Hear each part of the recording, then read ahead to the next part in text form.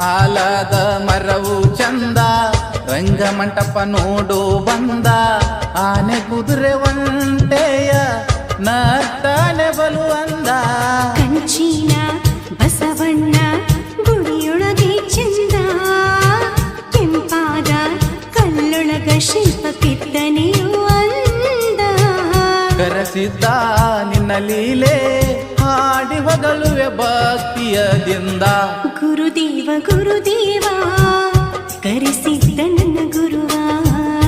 ಬೀರನ್ನ ಬೀರನ್ನ ತೆರೆದು ನೋಡೋ ನಿನ್ನ ಕನ್ನ.